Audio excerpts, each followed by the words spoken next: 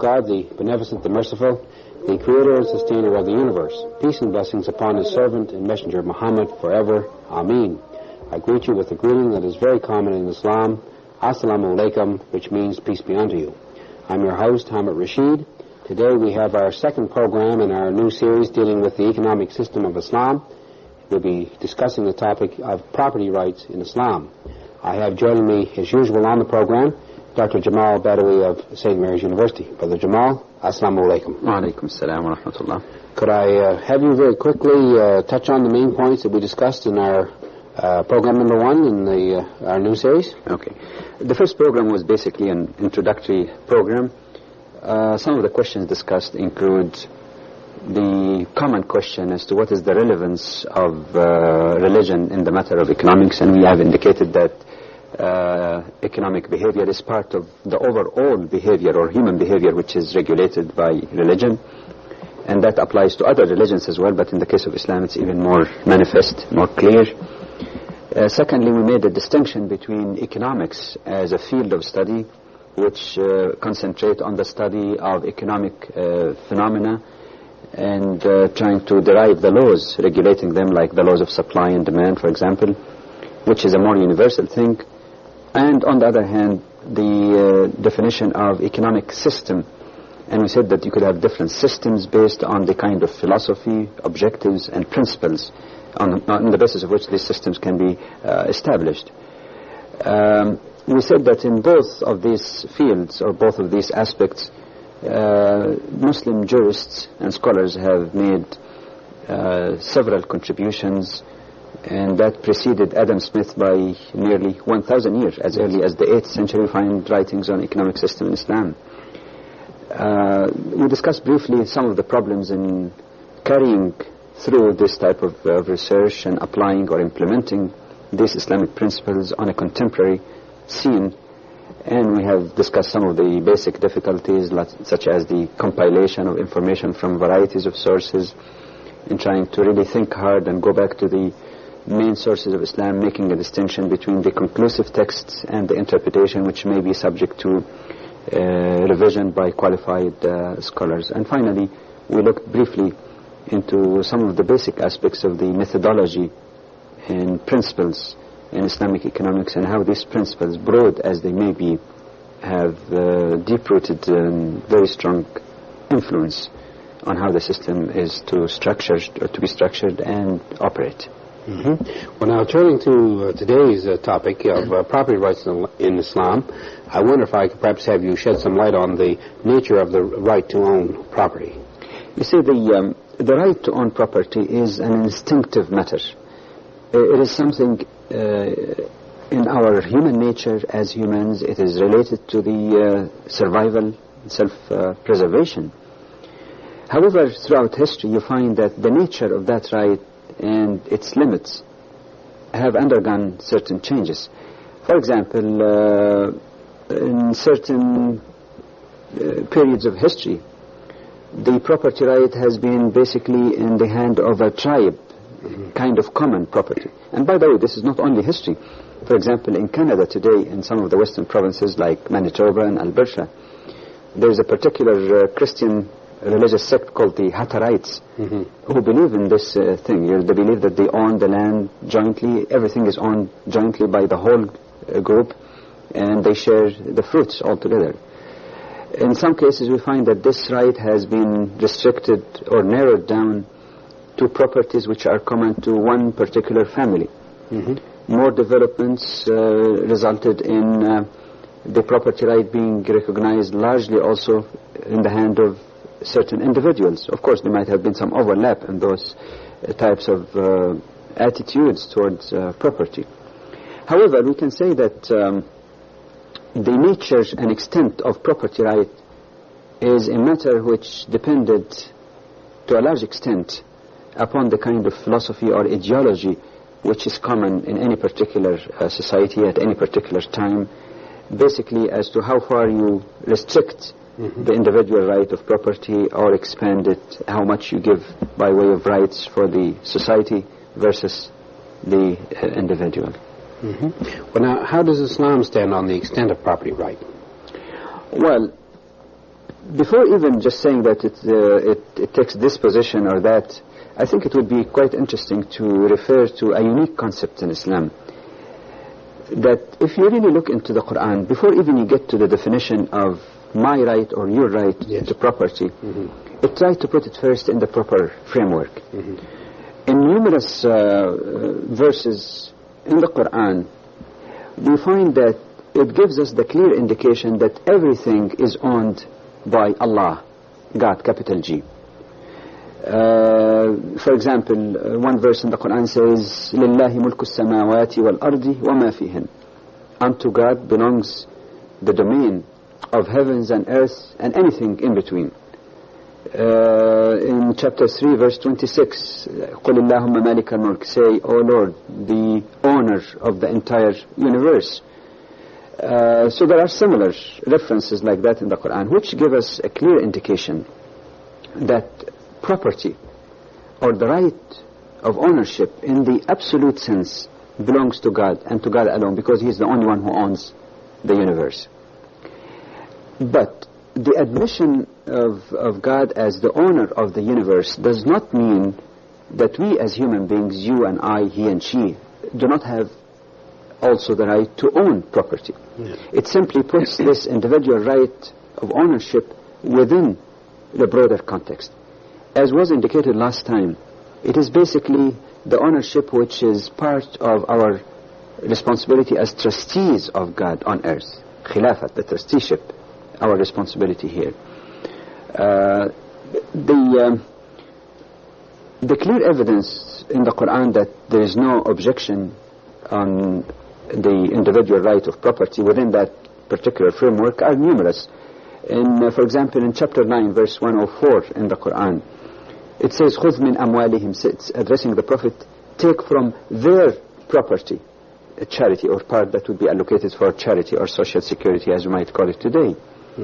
So it uses the term, their property, his property, showing that there is no contradiction between the ownership in the absolute sense, ultimate sense, in the hand of God, and our right as human to own within these boundaries and to dispose of these properties and use them and benefit from them within the restriction that God has provided. Actually, this is not only in the Quran. We find that in the prophetic tradition, in the practice of Prophet Muhammad, peace be upon him, and his companions and those who followed him also, shows clearly that property right is to be acknowledged and respected within this particular framework, and there are also different levels, you can say, of property.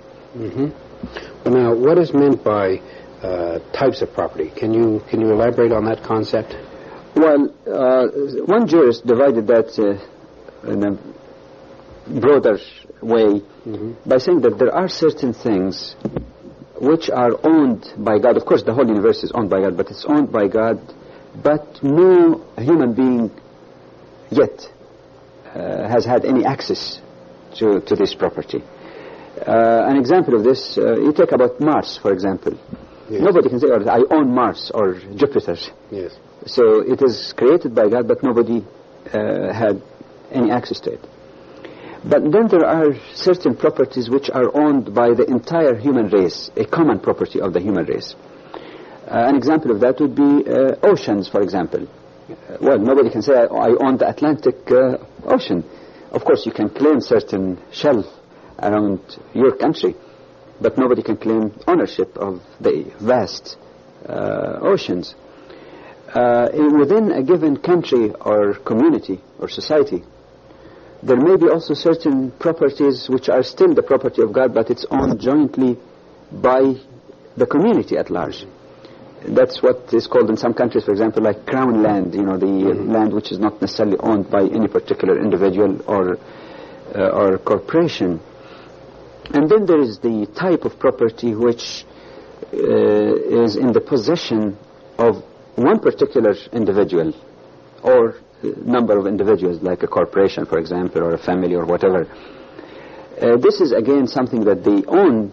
However, they own it also within the duties and responsibilities which are imposed on this property and within the particular legal restrictions that Islamic law provides. So there are all types of property in that sense, in the level of this ownership. But all of them, of course, belong to God. It's just a matter of convenience of classification, really.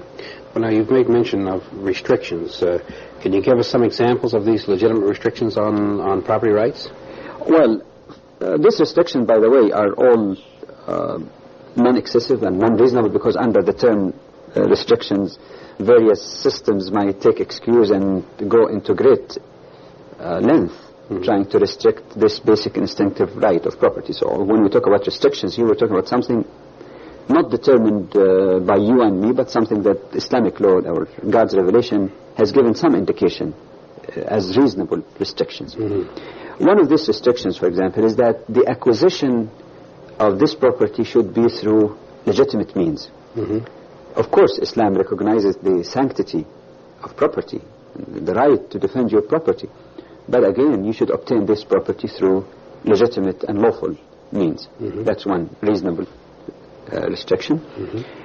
Secondly is that when you use your property or benefit from it, you have to use it in such a way that does not cause harm to other people. You have to keep that in mind.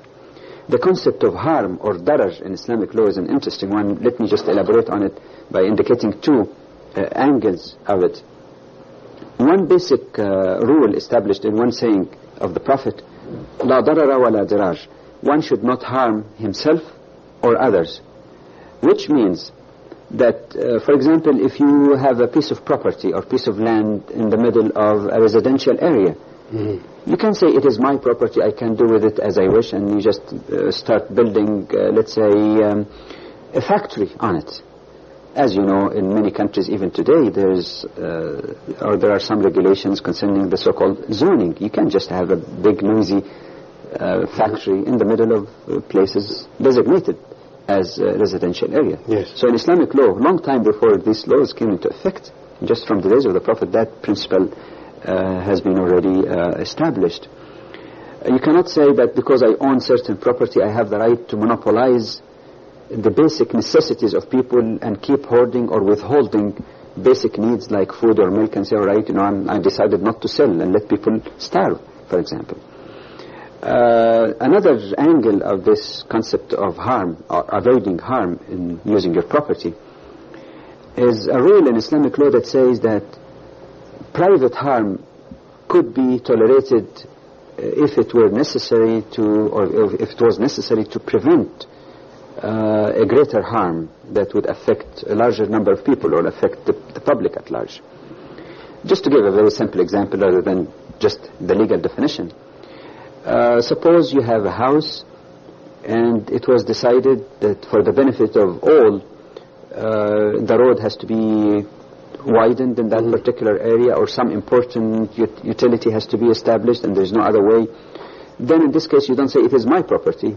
In this case you're entitled to a fair compensation for the benefit of all. And I think this is something again that is not uncommon today, but has been established long time ago in Islamic law. Another basic requirement also of considering restrictions on property is that the person can dispose of his or her property the way he or she likes, provided that the person also is mentally capable of doing this. In other words, if the person, for example, is insane, then for his own protection and protection of society at large, there must be some kind of trustee or guardian appointed on him. And I think, again, this is not unreasonable for his own benefit, to say the least. In addition to this also, one of the basic restrictions of property is not really a restriction as such, but rather that you're entitled to your property rights, provided that you also fulfill your duties and obligations emanating from your possession of that property. Now, are these claims on property specified specifically in Islamic law? There are certain things that, yes, are specified, and that would give us a clear indication on the nature of these obligations. But one obligation which we covered in some length in the previous series on social system in Islam is the obligation to maintain one's family, obligation to spend on one's wife and children, and in some cases, as we discussed before, relatives who are in need, depending again on the degree of closeness that we have detailed before. Another important duty on property is the payment of zakah, roughly translated as charity, but not charity really in the common sense or the common meaning of the term, that it is totally a voluntary thing. But zakah in Islam is something which is compulsory, which is required, both as an act of worship and obedience to God, so it gives us the spiritual element and the self-control and the inner conscious of the individual being observant of his duty or her duty. But in addition to that, also it could be enforced actually in Islamic law if people are neglecting to pay their zakah. The minimum amount of zakah, or quote-unquote charity, is 2.5%, but not of income. It is 2.5% of assets beyond the needs, the immediate needs of the individual, which has been there for a year. So it's not just a direct income tax, as we find, for example, in the more contemporary systems. Within that system, we find that there are certain parts of your property which are exempt or non-zakatable, if you will, not subject to the charity or zakah. This includes, for example, personal clothing, personal effects, your basic or primary residential home, your transportation means like car, your tools, if you have a particular profession that requires certain tools. But beyond this, if you have an extra that exceeds your needs, and you have had that already for 1 year, then you have to pay zakah. And like I said, this is the minimum of 2.5%. There are some other types of zakah, for example, on agriculture, which go to 5%, 7.5%, and 10%. There are all kind of details that are involved in the nature of the payment. In other words, the basic needs of an average family are exempt from this zakah. But beyond that, that's a duty on the person to pay. In addition to this duty, or duties I should say, that we discussed, Islam also allows a just ruler or government to impose additional taxes beyond the minimum amount of zakah, or 2.5%, if the amount of zakah is not sufficient to meet the needs of society.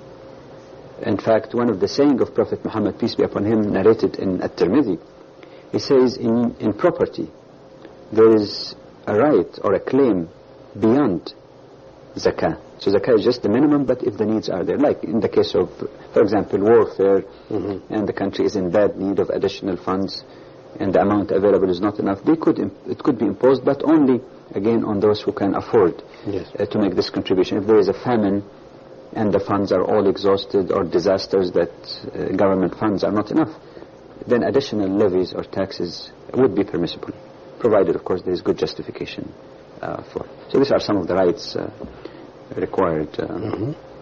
Well, now, you mentioned that for a property right to be recognized, property has to be acquired in a legitimate way. How does Islamic law define this legitimacy?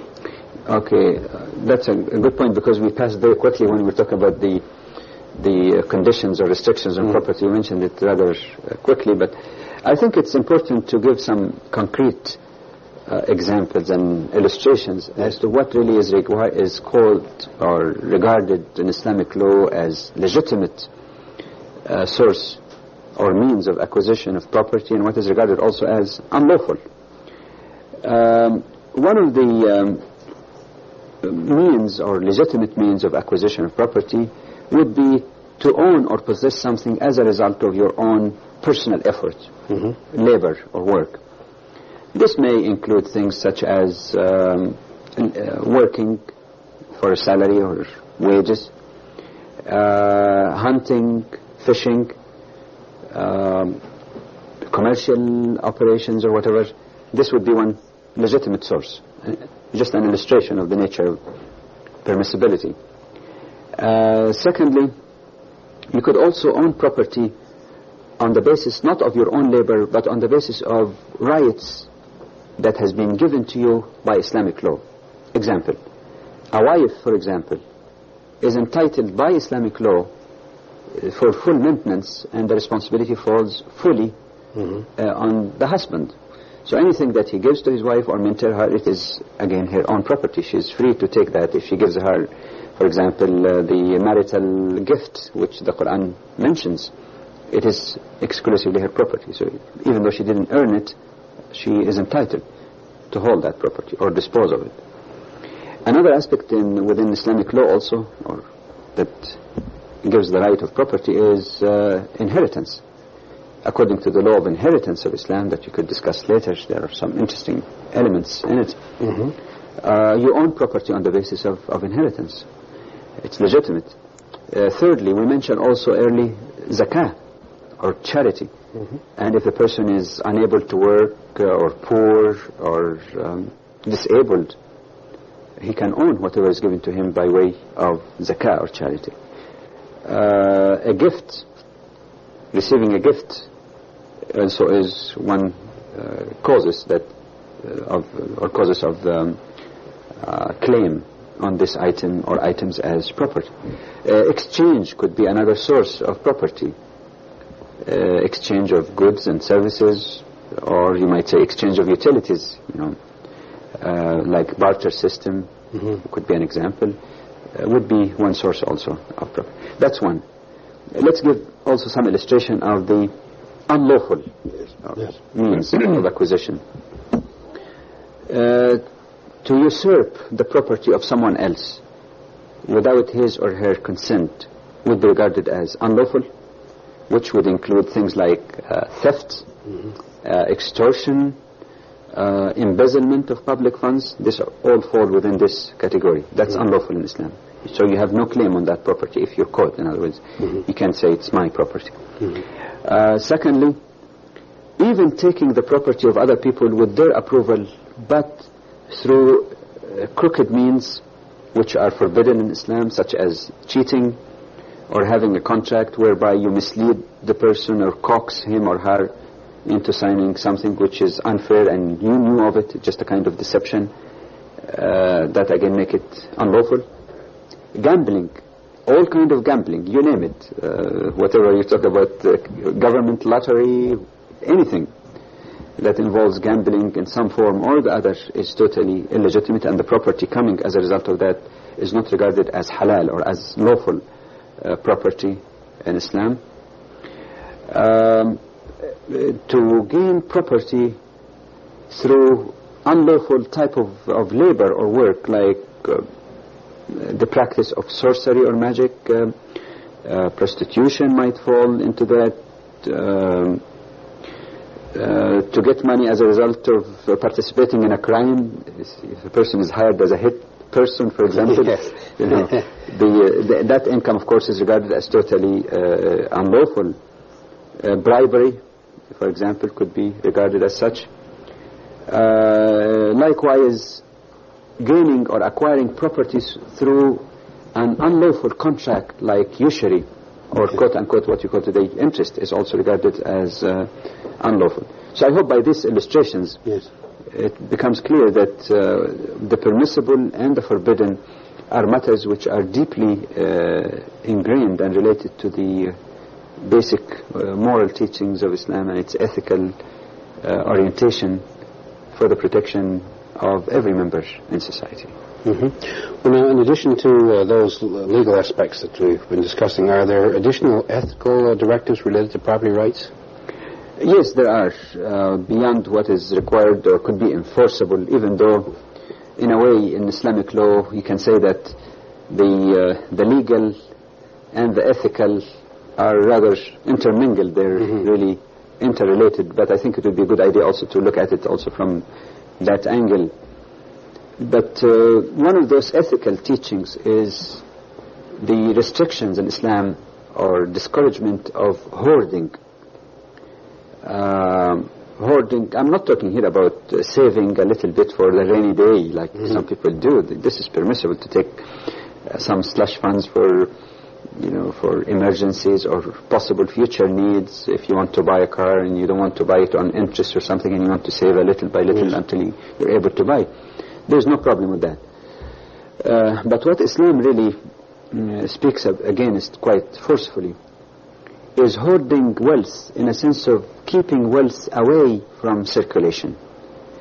For example, in chapter 9, verse 34 in the Quran, it says that those who hoard gold and silver and don't spend in the way or the path of God, give them the news of a severe punishment. And then it talks about their punishment in the Day of Judgment.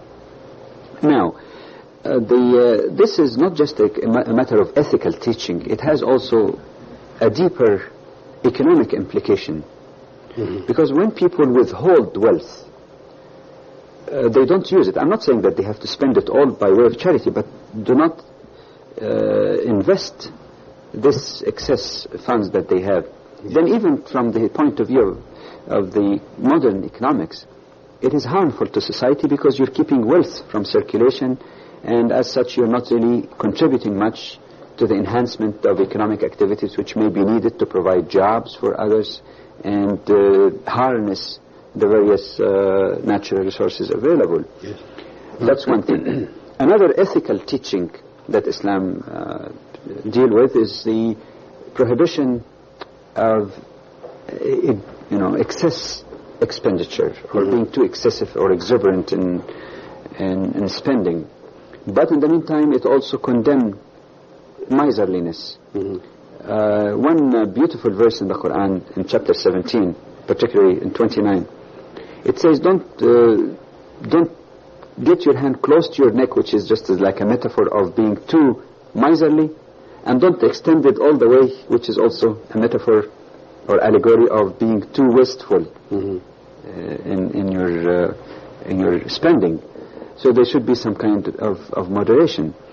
In chapter 7 in the Quran, verse 31, it says, وَكُلُوا وَاشْرَبُوا وَلَا تُسْرِفُوا إِنَّهُ لَا يُحِبُّ الْمُسْرِفِينَ. That eat and drink, but don't be wasteful or too excessive, because God doesn't like those who go to excesses. So this is another aspect that pertains perhaps to the question of property. A third teaching pertaining to property is the obligation not to leave key resources available to the community idle. Just to give you an illustration of this, one saying of Prophet Muhammad, peace be upon him, he said that a person who reform land, like if you have a barren land, for example, and a person reform it, he has the right to own it. But if he does not make it productive or use it for 3 years, then it would be taken away from him. If he use it and then later on neglect it for 3 years without using it and making it productive, it could be taken away from him so that somebody else can make use of these resources available to the community. So, in other words, when you look at the basic notion of property as it relates to the ethical framework or the principle and philosophy of Islam, you find that it stands really in a moderate way between the right to own property without any qualification and between the right of having a totalitarian system whereby you own very little and some few bureaucrats claim that they are controlling the property for the sake of everyone. There is some kind of moderate way of acknowledging the right of individual property while maintaining also the interest of society and above all the moral and ethical obligation in mind. Well, we will stop at that point with our second program in our series. We want to invite you back next week when we'll continue with our third program in the series dealing with the economic system in Islam. Thank you for watching. Assalamu alaikum. Peace be unto you.